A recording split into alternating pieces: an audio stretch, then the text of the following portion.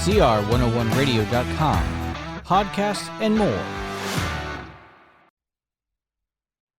24. The Congregation of the Dead. I wrote recently about weathermen on television and how they regard weather. The weather is good or bad only if it suits these city dwellers and their pleasure. The only time a storm is welcomed is again in terms of pleasure. If it is good news for skiers, this is a deadly attitude. It marks the decline of a civilization. The reduction of life to pleasure is a mark of coming death for a society.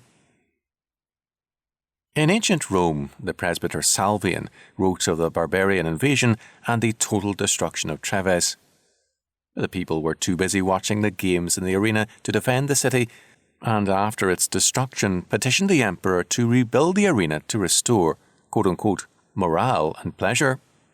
Rome, said Salvian, is dying but continues to laugh. The Roman principle had become pleasure above all else. I heard a woman argue about 10 years ago in favour of abortion, saying a woman's enjoyment of life should not be spoiled by an unwanted baby. Pleasure above all. And so we have our weathermen who assess the weather in terms of the pleasure of urban fools.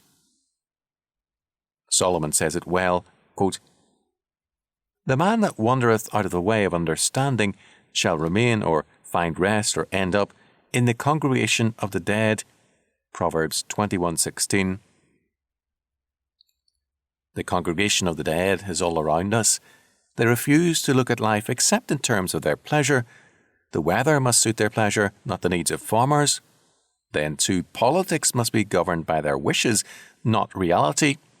God, too, must give them what they want, because what's the point of believing in God if He won't do something for man?